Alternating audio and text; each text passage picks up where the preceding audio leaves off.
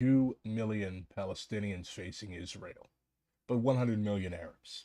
You must act and think along this basis. When you discuss Israel, keep the map of the entire Arab world before your eyes.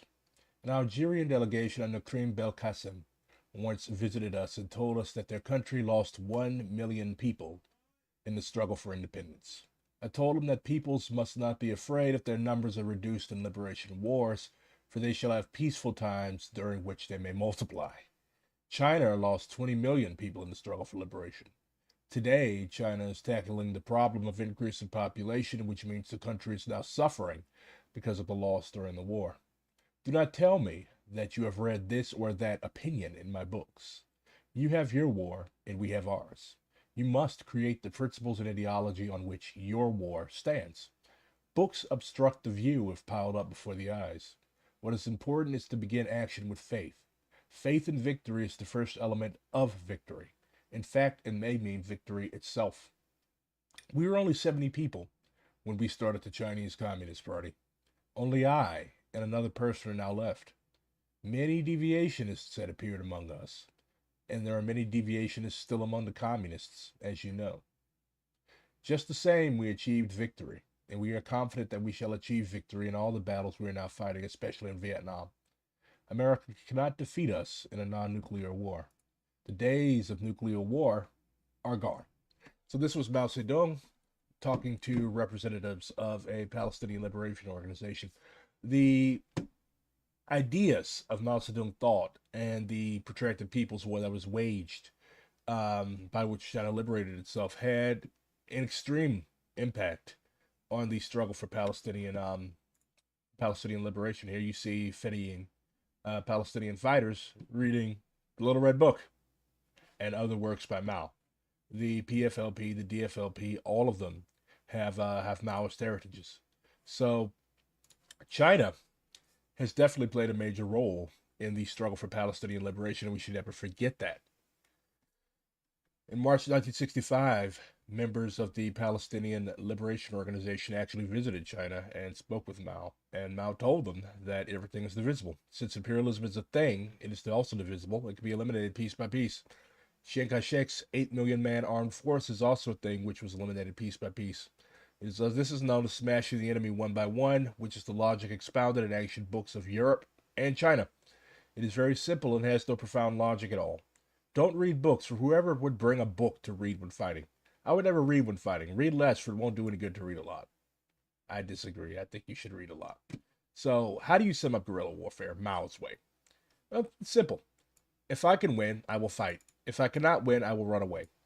Imperialists are most afraid of this method. If I can win, I will eat you up. If I cannot win, I will run away, making it impossible for you to find me. In the beginning, we used guerrilla warfare in both offensive and defensive operations. The basic method was guerrilla warfare. We were fighting Chiang Kai-shek. We moved from small battles to large battles. Later, we used 300,000 troops to wipe out his 500,000 troops. We used 3 fingers to bite off his 5 fingers. We were a minority, so how could we eat them all? We did it piecemeal. The result is that we swallowed them. There are some foreigners studying military science in China. I advise them to go back and not to study too long. A few months will do. There is only lecturing in the classroom, which is of no use. After going back, it would be most useful to take part in actual fighting. Some logic requires little, if any, explanation. One should spend most of one's time in your own country. Perhaps there's no need to go abroad at all, and one will learn it all right. So, compare this, the halcyon days of proletarian internationalism, to what's going on now that China has turned fat, revisionist, and rich. You have the head of China's foreign ministry, Wang Yi, calling for the Houthis to basically stop. He's called for an end to Houthi attacks on shipping vessels in the Red Sea, following a meeting with his Yemeni counterpart in Beijing.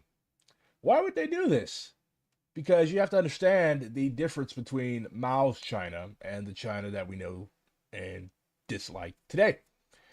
And does China not do anything worthwhile ever? No. Their contributions to actually developing solutions to the situation that Yankee imperialism, rival Yankee imperialism has put them in is fascinating. Like if I recall correctly, they're building a particle accelerator to build chips, computer chips, because Taiwan is one of the world's major producers of semiconductors and all that other shit. And China, they're obviously not going to be selling shit to China. And like I also saw another thing, like in the median, the little strip in the middle of the road, they basically turned it into a place where you can take a fucking nap. That's cool. That's dope. Those are things that should not be opposed just because of the current nature of the Chinese government. But my question is like, how far will China go for Palestine? Well, my the answer is that I mean that which you can get for any imperialist revisionist or whatever have you power. Um, it's going to only go so far as it doesn't fuck its money up. And this is really, really good piece by Promise Lee in Jacobin. If I'm reading a Jacobin article, you know it's good. So China and Israel apparently have a long history of cooperating in repression. Dengism is the highest form of Trotskyism. That is very true. So, though China is sometimes portrayed as an anti-imperialist bulwark, it is no ally to Palestinians. It is true that Chinese state media, unlike its Western counterparts, has been more than willing to criticize Israel's treatment of Palestinians. One thing that people need to learn is that, like, just because somebody is crying crocodile tears on the press, it doesn't mean that they're going to throw away their, like, throw away their financial and business ties, industrial ties to a part of the world. China makes a shitload of money off Israel. They're not going to throw that away. They may mouth solidarity out of one side of their mouth, but with the other side, they're going to be winking and nodding at Israel. No, they're not openly selling fucking bombs to Israel, but they're selling other shit to Israel, and Israel is selling them other shit. The Chinese state has not offered meaningful support to the cause of Palestinian liberation. The significant economic links between China and Israel mean that China has a vested interest in defending Israel. China's long history of triangulating between Israel and Palestine has involved endorsing a strategy of peacemaking and non alignment that allows it to maintain friendly relations with Arab countries while deepening ties with Israel. Hence, you've got this. Israel was one of the first and only non-communist states to officially recognize the PRC during just the year after the latter's founding in 1950. Prospects for diplomacy were cut short with the rise of the Cold War as China strengthened political and military ties with Palestinian political leaders.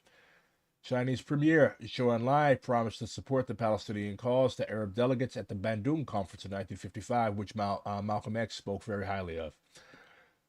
And in the mid-1960s, Fatah and leaders of the newly established PLO, Palestinian Liberation Organization, visited China, which even offered some military training to the Palestinians. That is what international solidarity looks like.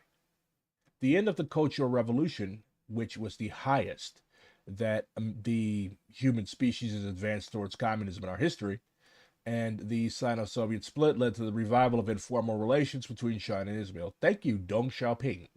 His administration began steering China towards market-based development in the 1980s, while Israel had become eager to expand its trade into East Asia. Israel started exporting military technology to China throughout the 1980s, paving the way for formal diplomatic ties between the two countries by 1992, even as China recognized the state of Palestine in 1988. So they're basically like trying to have their cake and eat it too. They're going to try to maintain their anti-imperialist credentials while also being pragmatic business people. These Israeli imports became crucial for China's military development during the 1990s as Western sanctions on China after the 1989 Tiananmen movement and massacre threatened to limit the growth of the PRC's military capacity. But Israel was able to bypass these sanctions, becoming a key backdoor to Western military technology for China.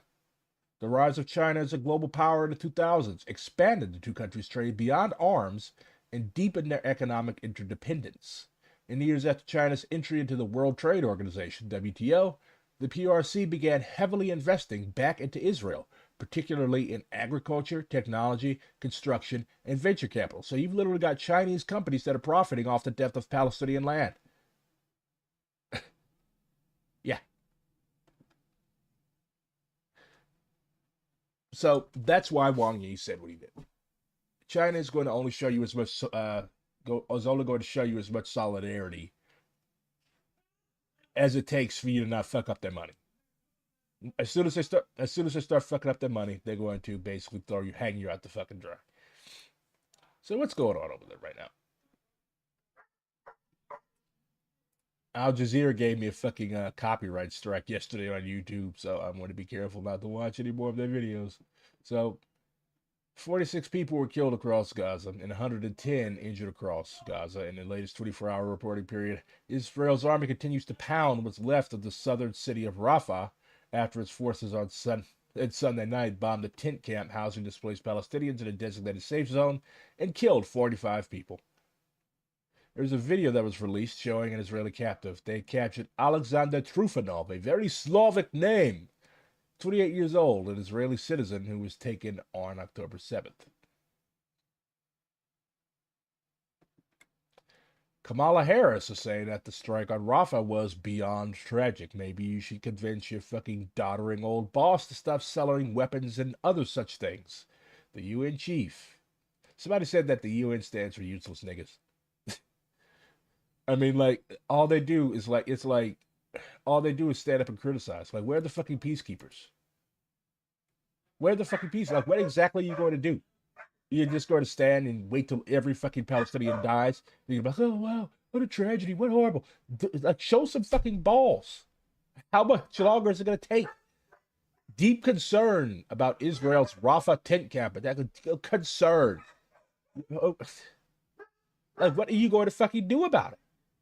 They're shelling schools.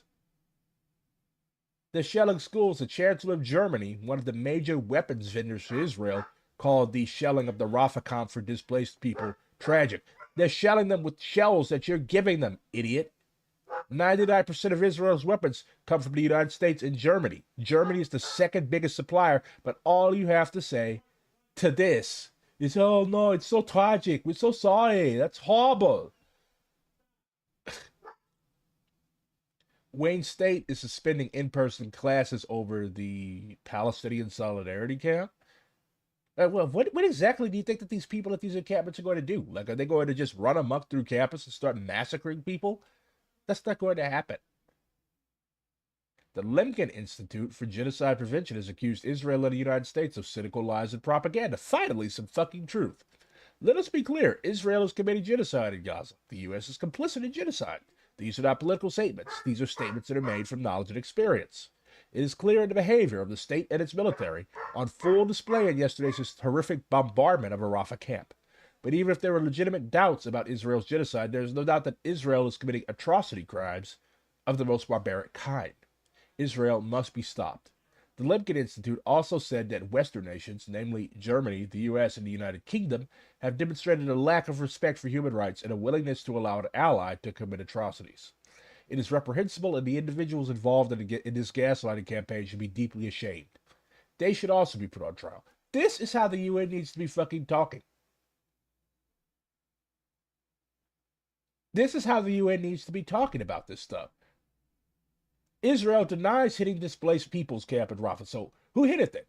Did the Palestinians bomb themselves? Did Egypt do it? Did Egypt also kill their own soldier yesterday? Like, it's just fucking egregious and horrific and atrocious and heartrending and sickening.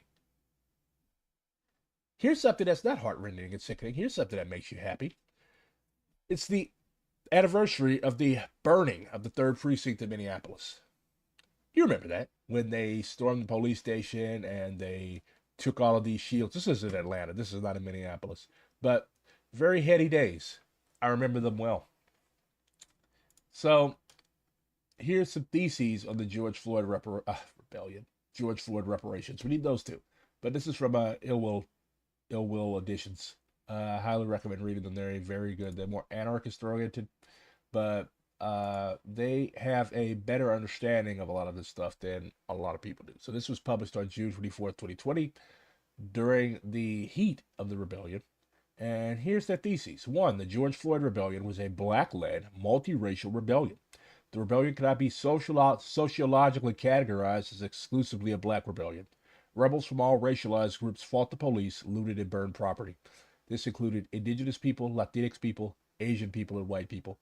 I mean, that's just the nature of Minneapolis, too. Like, Minneapolis has a huge population of Hmong people who were basically refugees from the atrocities that America was committing in Southeast Asia. It also has a substantial population of indigenous people. If I recall correctly, most are Ojibwe, Anishinaabe people. And of course, you also have a lot of Latino people, and you also have a lot of white people, and you also have a lot of black people, and you also have a lot of mixed people. Minneapolis is a very, very diverse city. Two, this uprising was not caused by outside agitators. This is especially relevant today. Initial arrest data shows that most people were from the immediate areas of the rebellions. If there were people driving in from the suburbs, this only reveals the sprawling geography of the American metropolis. While many activists and organizers participated, the reality is that this rebellion was not organized by the small revolutionary left, neither by the so-called progressive NGOs. The rebellion was informal and organic, originating directly from working-class black people's frustration with bourgeois society, particularly the police. 4. Not only was the police state caught off guard by the scope and intensity of the rebellion, but civil society also hesitated and wavered in the face of this popular revolt, which quickly spread to every corner of the country and left the police afraid and in disarray. 5. The police displayed many weaknesses during the rebellion. Up against a few hundred protesters, departments were easily overwhelmed and forced to concentrate their forces in particular hotspots. This is guerrilla tactics. Like, everybody needs to read this, everybody needs to study this. And when these uprisings and encampments and things are happening, don't just go to them just to say you were there. Like, go there to actually study. Study how the police move. Study how the police act. Because these strategies and these tactics are like shared across departments and across organizations. Am I saying that the cops in Minneapolis are going to act the same way as the cops in Washington, D.C. are going to act the same way as the cops in St. Louis are going to act the same way as the cops in Chicago? No. But they learn from each other. They visit each other. And in many cases, they even participate in repression with each other. So it's important to study their tactics because they're going to bear similarities to each other. Once police moved into one area of conflict, people would retreat and move on to another location to do damage. This just shows how universal guerrilla tactics are. Like, Mao did not invent guerrilla tactics. Okay? Guerrilla tactics are basically small people's wars, little people's wars, poor people's wars.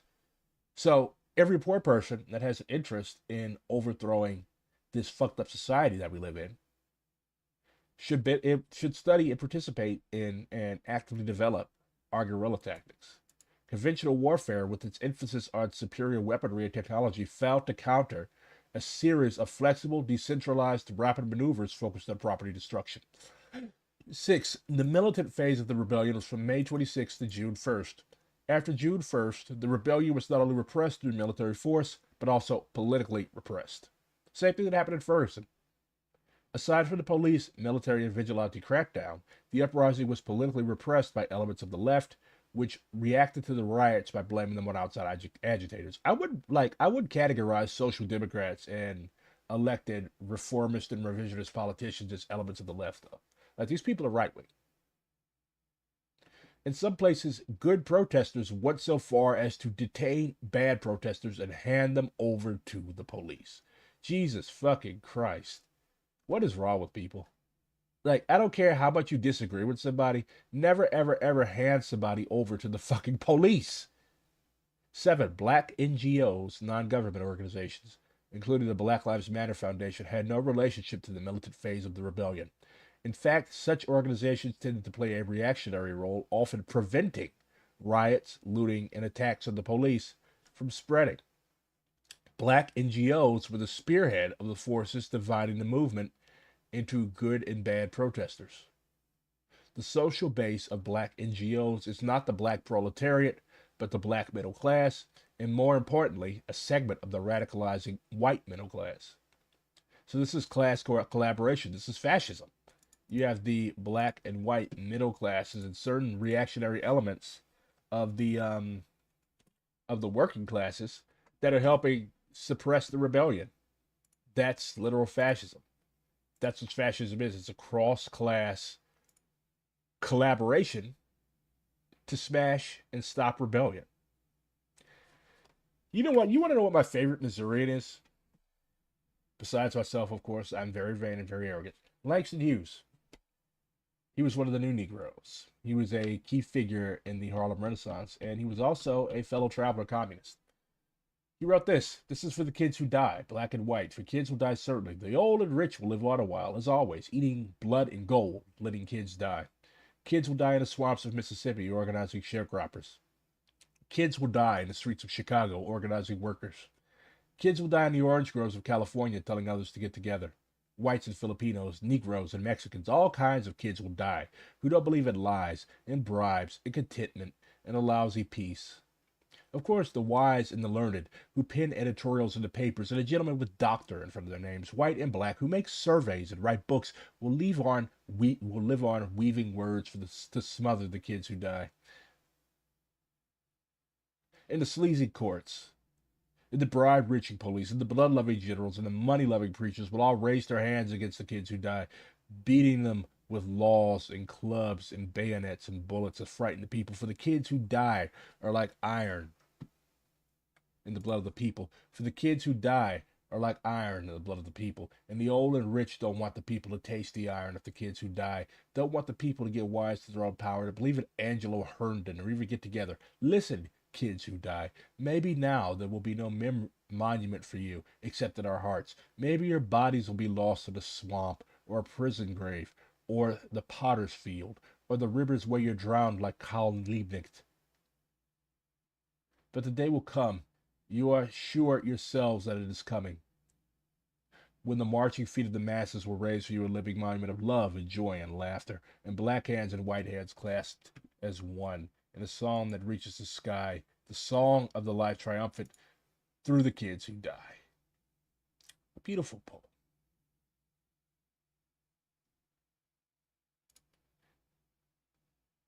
Oh, interesting communique. I read every anarchist communique that I come across. Let's see what they got to do. On the so-called Memorial Day, a U.S. Army and Navy recruiting and career center was targeted in downtown Brooklyn in memory of all martyrs of Gaza and all the courageous people of the world who sacrificed their lives resisting U.S. imperialism. Doors were locked shut. Blood red was sprayed across the front facade of the building, and Rafah and Gaza were written on the windows along with red triangles. Genocide in Gaza is a joint U.S.-Israeli project, and the U.S. military must be held accountable for it.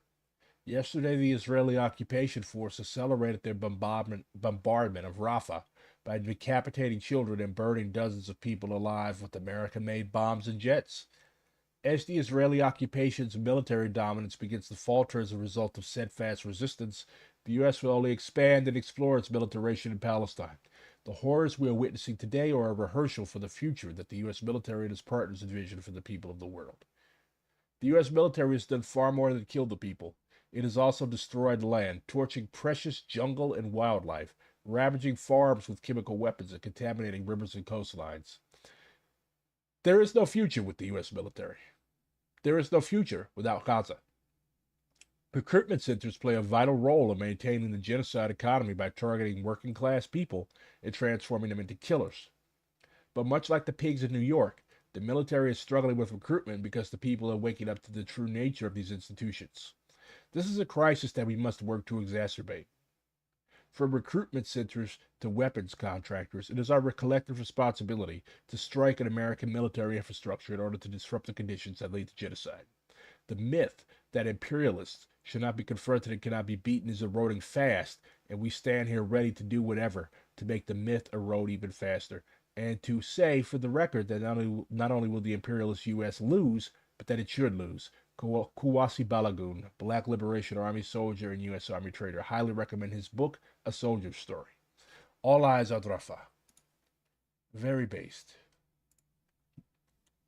Pictures for reference.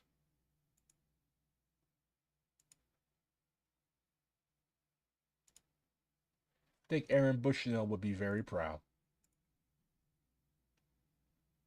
Putting together a Memorial Day team. So here's the Bear Jew. Here is Pat Tillman. Here is Martyr Aaron Bushnell. And here is Chris Dorner. Okay. Have any of you read fucking Dorner's manifesto? Have any of you read Dorner's manifesto? Let's put this shit to bed. Let's put this shit to bed. Okay, this is his manifesto. This is what he wrote. Okay, this is what he wrote. He addressed it to America. Subject: last resort regarding blah blah blah blah cop numbers. So he mentions the rampant scandal in the Rodney King. This is an aggrieved cop. Okay, he didn't do this for great justice. He didn't do this for revenge for his people. Dorner did this because he was pissed off at how he personally was being treated as an officer of the Los Angeles Police Department. So let's see. Let's just find out some of the people that he admired. He mentions Joe Biden. This was written during the Obama era. Mr. Vice President, do your due diligence when formulating a concise and permanent national assault weapons ban plan. Future generations of Americans depend on your plan and advisement to the president. I've always been a fan of yours and consider you one of the few genuine and charismatic politicians. He's talking about Joe fucking Biden here, Genocide Joe. Let's see what he has to say. This is Chris Dorner, mind you, the guy that generations of dumb leftists admire. And by generations, I consider like leftists born 2 years apart to be in different generations. You all have different experiences. Hillary Clinton, you'll make one hell of a president in 2016. Much like your husband, Bill, you will be one of the greatest. Look at Joaquin Castro in San Antonio as a running mate or possible Secretary of State. He's good people, and I have faith and confidence in him. Look after Bill. He was always my favorite president. He thirsts after he thirsts after Chelsea Clinton. Governor Chris Christie. What can I say? You're the only person I would like to see in the White House in 2016 other than Hillary. Wayne LaPierre, president of the NRA. You're a vile and inhumane piece of shit. You never even showed 30 seconds of sympathy for the children, teachers, and families of Sandy Hook. May all of your immediate and Jesus Christ, this guy was angry. Let's see some of his favorite reporters. Chris Matthews, Joe Scarborough, Pat Harvey, Brian Williams, Soledad O'Brien, Wolf Blitzer, Meredith Vieira, Tavis Smiley, and Anderson Cooper. Keep up the great work and follow Walter Cronkite's lead. This is Chris Dorner. I hold many of you in the same regard as Tom Brokaw and the late Peter Jennings. Cooper, stop nagging and berating your guests.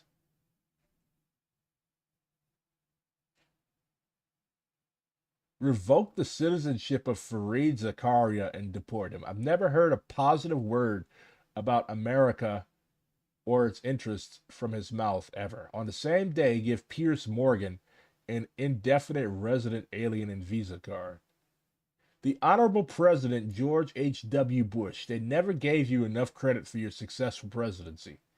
You were always one of my favorite presidents, second favorite. I hope your health improves greatly. You are the epitome of an American in service to your country. He was also a fan of Ellen DeGeneres.